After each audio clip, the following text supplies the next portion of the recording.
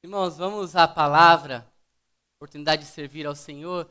Vou continuar com a base do nosso devocional no Salmo número 4. E você pode abrir a sua Bíblia no Salmo de número 4.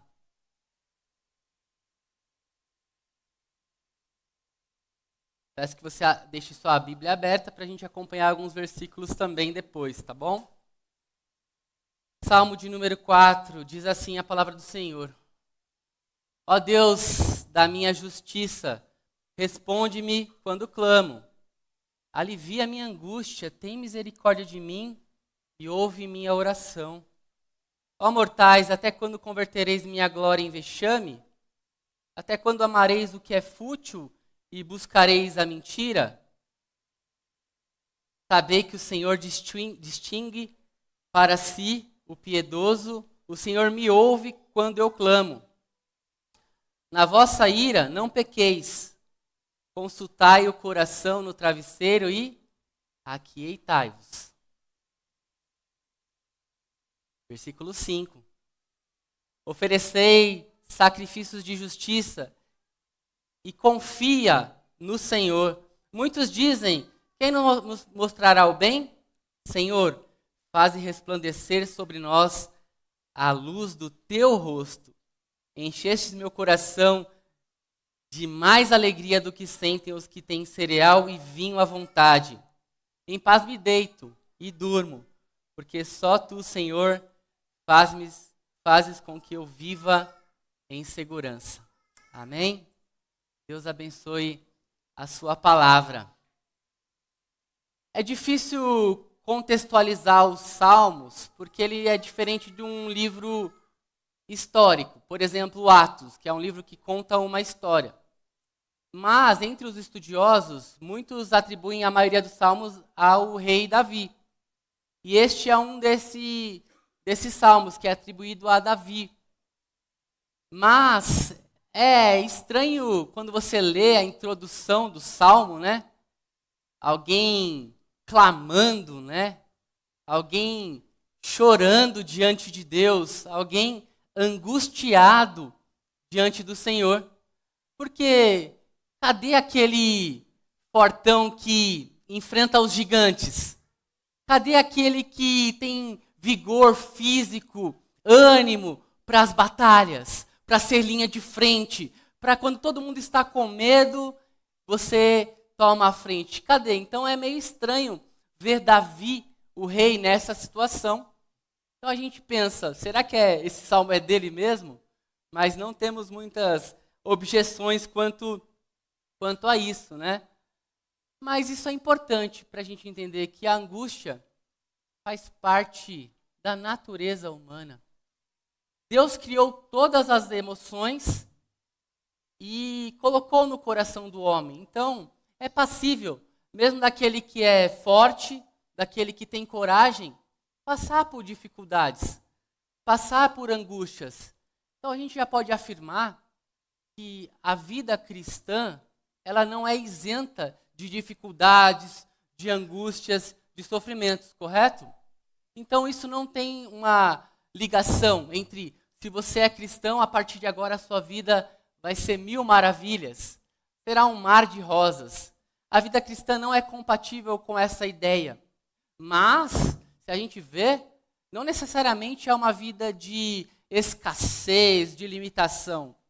Perceba quando você começou a sua leitura, no primeiro dia, o Salmo 1, né?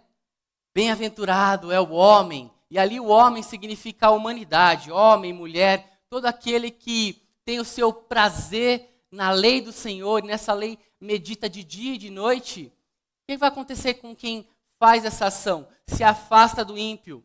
Ele vai prosperar. Percebe que o primeiro salmo, a porta de entrada ao livro dos cânticos, é um salmo que te convida à prosperidade, a ser como uma árvore que dá fruto, uma árvore que é plantada junto a um rio de águas correntes, de águas vivas e frescas. Percebe como tem esse convite, mas em paralelo, alguns salmos depois, já há uma angústia, já há uma aflição humana.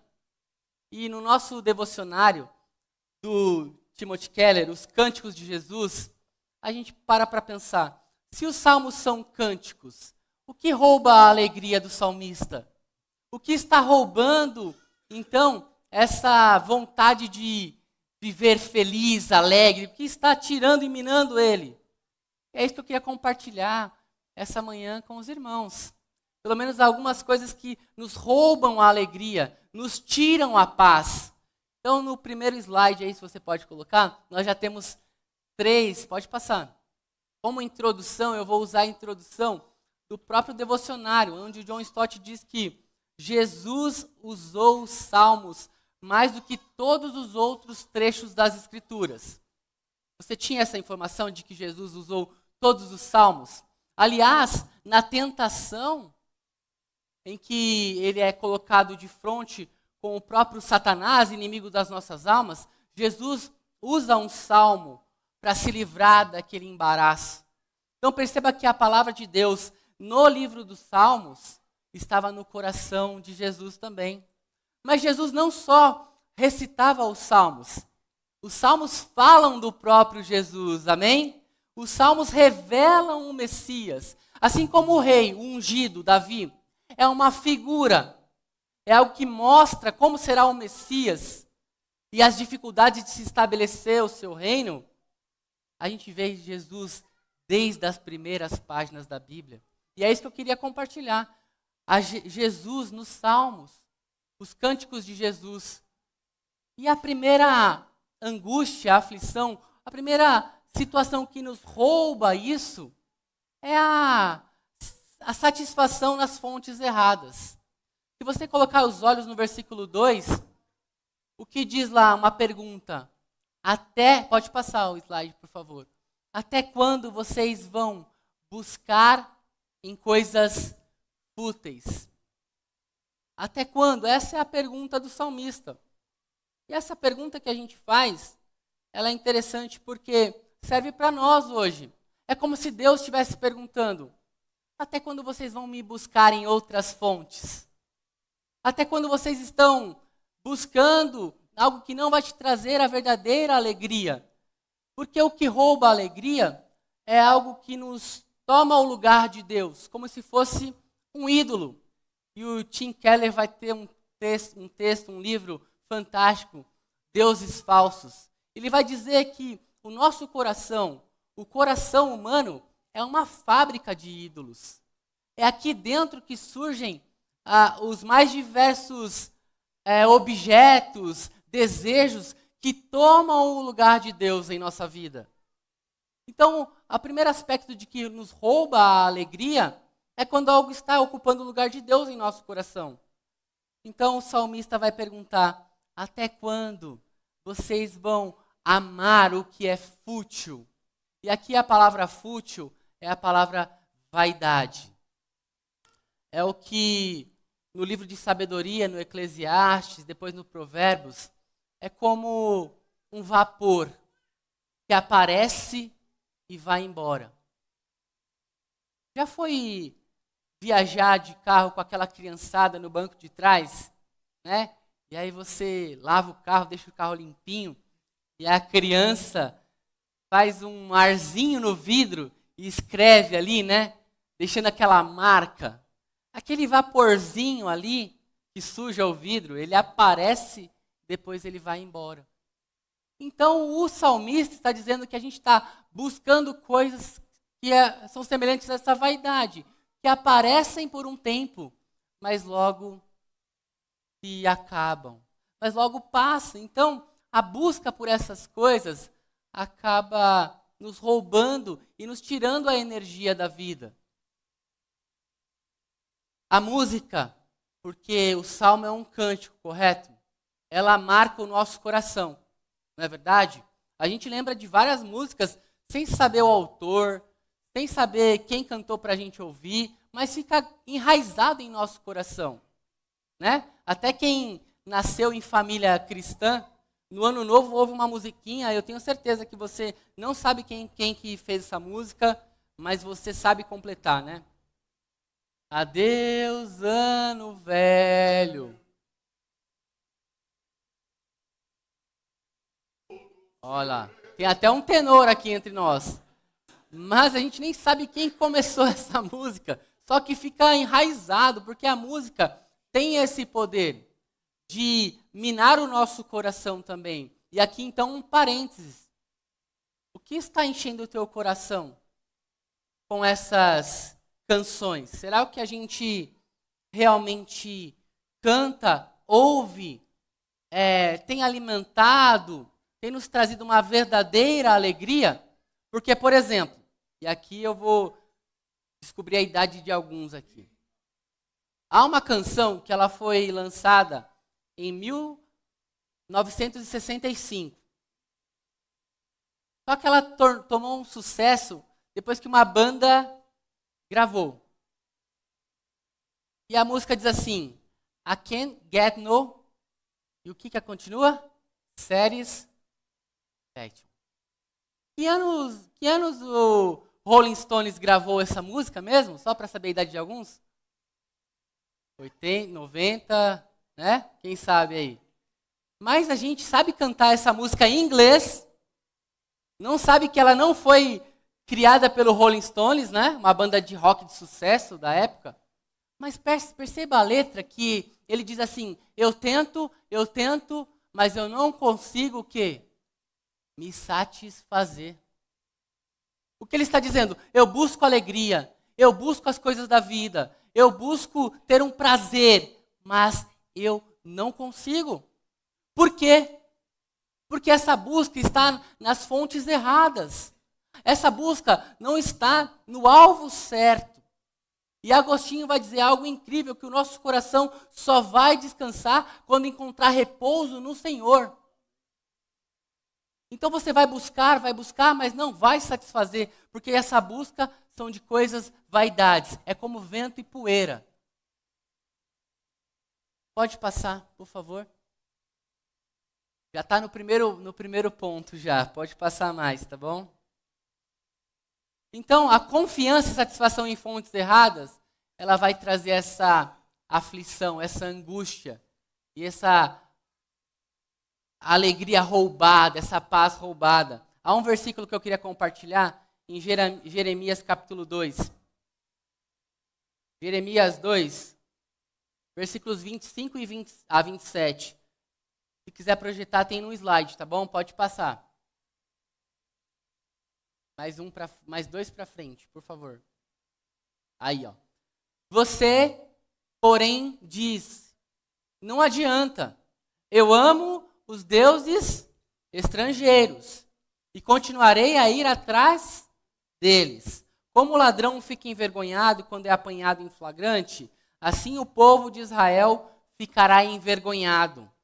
Eles, os seus reis, os seus oficiais, os seus sacerdotes e os seus profetas, pois dizem à madeira: você é meu pai, e à pedra: você me deu a luz, voltaram para minhas costas, não o rosto, mas na hora da adversidade dizem: vem salvar-nos. Deus está dando uma advertência ao povo de Israel. Vocês vivem a vida como vocês acham da melhor maneira possível, adorando ídolos, adorando a criação ao invés do Criador. Mas quando precisam de fato, quando não tem mais a satisfação naquilo, aí vocês vêm a quem? Vêm a mim dizendo: salva-nos. Entende o questionamento do próprio Deus quanto à humanidade, em que busca se satisfazer em coisas que não são o próprio Deus, tornando-se ídolos para o seu próprio coração, mas no final das contas, só encontram o verdadeiro prazer no Senhor. E Deus diz nesse capítulo 2 de Jeremias: vocês criaram para si cisternas, ou seja, vocês cavaram buracos, onde aquela água é empoçada, é uma água suja, e deixaram de lado a fonte de águas vivas. E quem no Novo Testamento se apresenta como a fonte de água viva? Percebe a ligação do Velho Testamento mostrando a luz de Cristo, em que você vai buscar, mas sua satisfação verdadeira só vai acontecer em Jesus. Então, a primeira situação que nos rouba a alegria é a gente querer depender dessas fontes erradas de satisfação humana. O Tim Keller, num texto, um livreto chamado Ego Transformado, vai dizer que o nosso coração ele é um órgão inflado. Não no sentido do órgão que pulsa o sangue, mas os nossos desejos. Ele é inflado. O nosso ego ele é inchado. Então ele quer ser acariciado. Então tudo que você colocar lá dentro, como é um órgão inchado, vai ficar chacoalhando e fazendo barulho. Mas não vai completar. Porque Deus colocou em nós a semente da eternidade. E só o próprio Deus pode te completar e te satisfazer. Então a resposta para a música do Rolling Stones é: só Jesus pode te satisfazer, nada mais. Só Cristo é capaz de completar o teu ser, a ponto de você ter a verdadeira felicidade, que não é uma felicidade em detrimento das circunstâncias adversas. Porque o próprio Mestre, o Messias, era homem de dores, era homem sofredor. E no Getsêmani, naquele jardim da aflição, o que significa uma prensa de fazer óleo. Isso que significa Getsêmani. É algo que é apertado, esmagado, para que o fruto da oliveira vire um azeite do mais puro possível. Como nós celebramos essa manhã, comendo do pão, aquele corpo que foi moído, aquele corpo que levou as nossas chagas, que levou os nossos pecados, foi moído, sofreu por nós. Então ele foi pressionado e ele disse: a minha alma está angustiada até a morte. E a gente com 1% de satisfação já quer largar tudo. Por isso que a palavra da moda é resiliência, né? E na engenharia, os engenheiros aí me ajudem, é a capacidade de um objeto ser esmagado, ser apertado e voltar à sua forma original. Isso quer ser compelido. Então, às vezes, as coisas da vida vão te pressionar, vão ter dores, vão ter lutas, mas fica firme, porque Jesus passou por isso também. Esse ano que passou foi um ano de muitas lutas para muitos de nós, mas até aqui o Senhor nos ajudou. E não foi muito dinheiro no bolso, não foi a saúde para dar e vender, porque muitos de nós passamos ano novo capenga, né?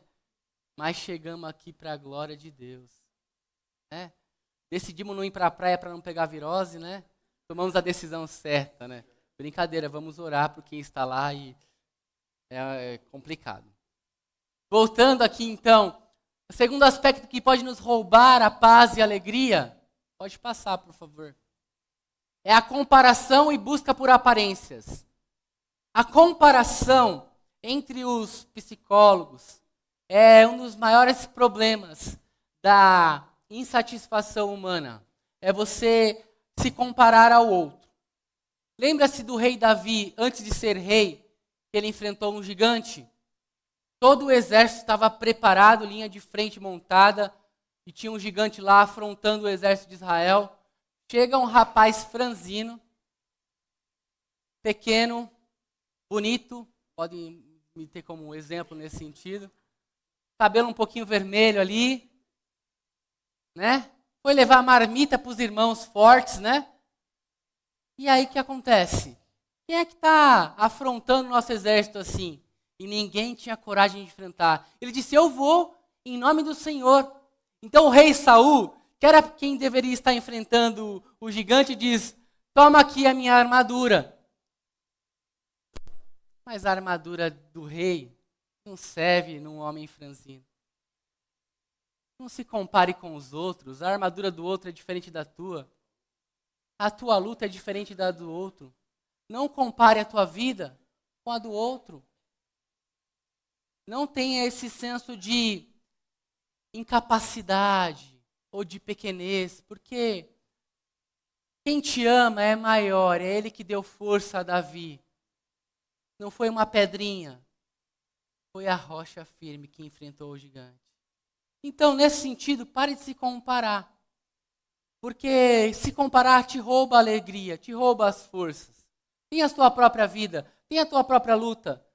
E eu vou contar uma história, um dos contos do Tolstói, diz assim: duas irmãs foram, uma foi visitar a outra, e a irmã que morava na cidade, a irmã chique, dizendo, morar na cidade é muito melhor do que morar no interior, né? Morar na cidade tem as suas vantagens, né? Como é bom ver aqueles prédios e tudo mais. E a irmã dizendo, não, morar no interior é bom, né? Muito bom. E você tem a vida mais tranquila e tal. E um dos homens ali ouve essa conversa e diz assim, é verdade. Se eu possuir mais terras, eu vou ser mais feliz. Se eu tiver muitas posses, se o meu legado for enorme, aí sim as pessoas vão me admirar. Se eu tiver posse, eu vou ter poder. Então, ele falando isso alto, um aldeão ouviu aquilo e fez uma proposta a ele. Você vai poder ter toda a terra que você conseguir percorrer. Mas você tem que voltar antes do pôr do sol. Então aquele homem vai e corre, e corre, e corre, e corre. Não, eu consigo mais um pouco, eu consigo mais um pouco, eu consigo mais alguns quilômetros. E ele diz, agora já não dá mais, vou voltar. E volta correndo também para dar tempo. Quando ele chega na linha de chegada, ele morre. Cai duro. E aquele aldeão lá só enterra ele. E o que sobra a ele? Um pedaço de terra. Um chão para cair morto. O que essa história nos mostra? Não só na questão da ganância, sim, mas a nossa busca desenfreada por coisas que não satisfazem. E no seu final, são caminhos de morte. No seu final, a pergunta é, louco, o que dará em troca da tua alma? Ou seja, não seriam as posses que dariam a verdadeira alegria a ele. Mas uma vida simples. Uma vida em que ele possa desfrutar. É isso que daria a verdadeira alegria. Então não busque a comparação. Não busque viver de aparências. Até quando buscareis a mentira? Esse é o questionamento do salmista. Vocês são mortais. Por que vocês vão ficar buscando isso? Mas há aquele que pode te dar a vida eterna. Um lugar firme. Uma morada em que ninguém pode te roubar. Ninguém pode te tomar. Ao contrário, Deus está preparando o teu lugar. E a tua casa é eterna. Não são na terra aqui que você fixar. É que vai te trazer alegria. Eu confesso que eu estou em época de mudança, né? Já mudei algumas vezes. Para o meu tamanho e para a minha idade. Quase 8 a gente estava contando, né? É bom morar em um lugar que tem elevador e não escada. É conforto, é muito bom. Mas nosso verdadeiro lugar, nossa verdadeira pátria é celeste. Ela é um lugar em que a gente vai descansar diante do Senhor e cearemos com Ele, face a face. A verdadeira alegria não está no que você pode obter aqui. E é bom obter coisas, sim, mas não é o final de tudo. Não é o final de tudo.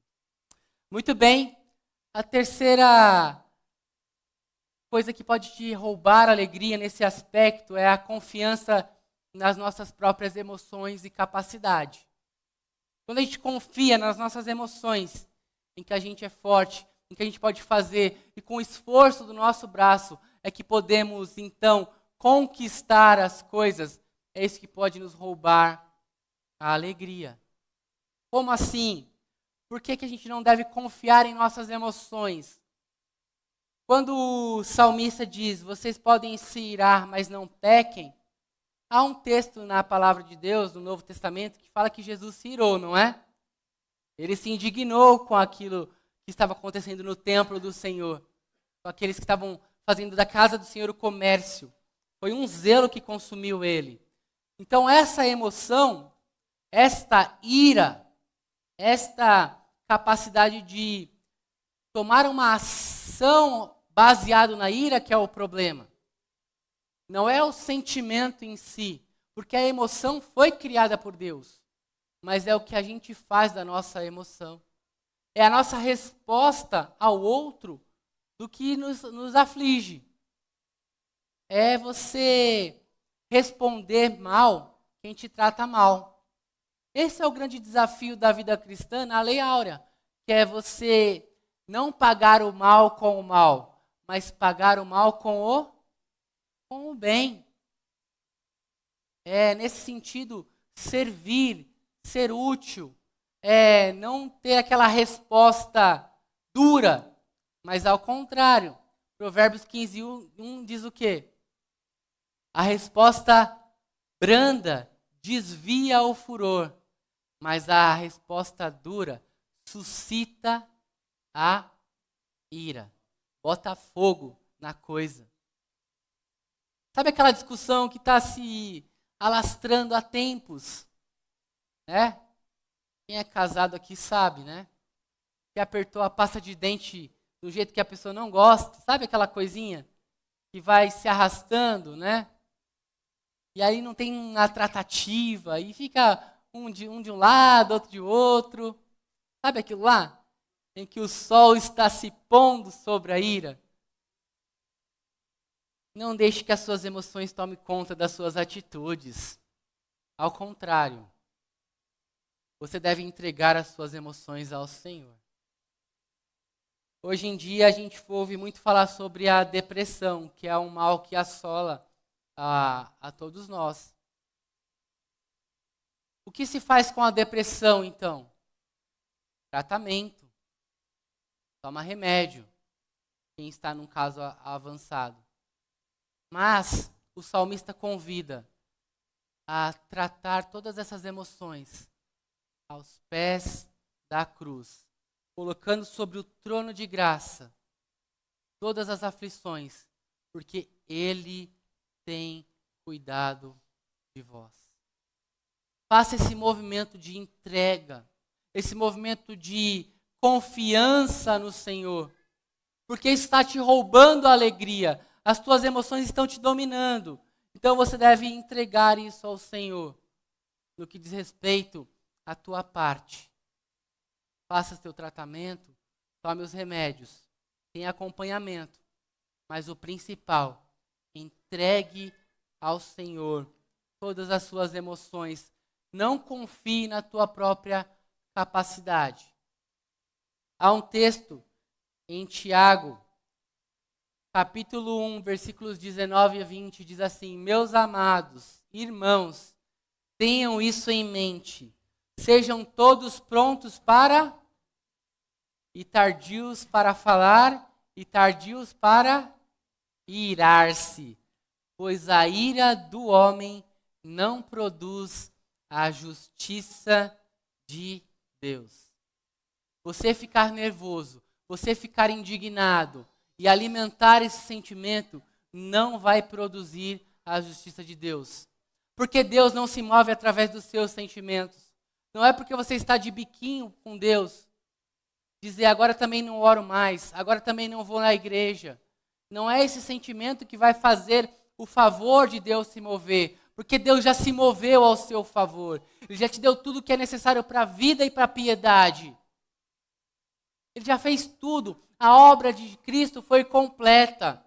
Então agora o seu papel é descansar nisso. Como diz a música, o teu trabalho é descansar no Senhor, é se aproveitar do favor dele em sua vida.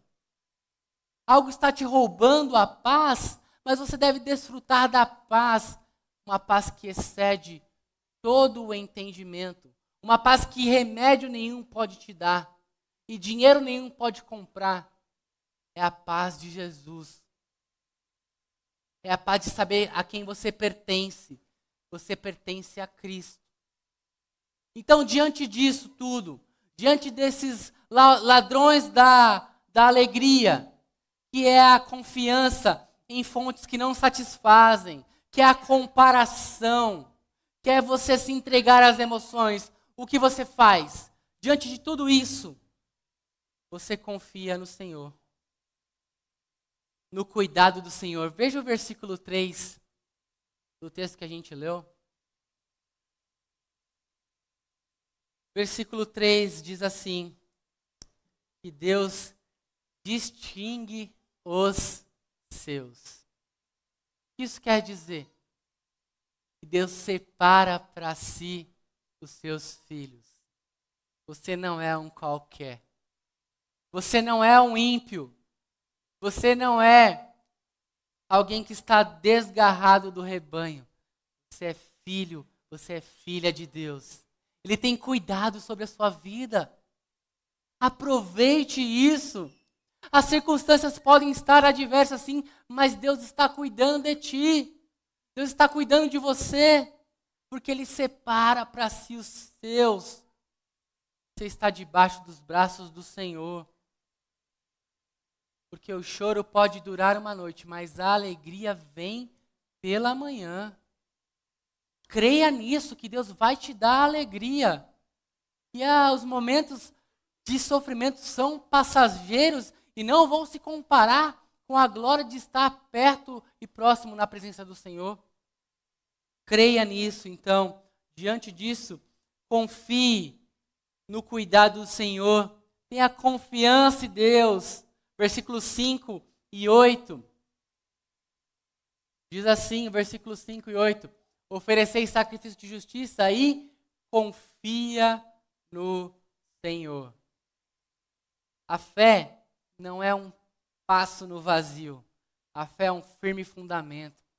Você crê num Deus vivo, num Deus que você pode entregar a Ele as suas dificuldades e Ele vai cuidar de você.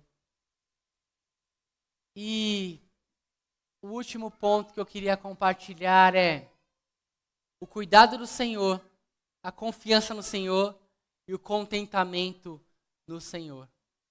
O que é o contentamento no Senhor?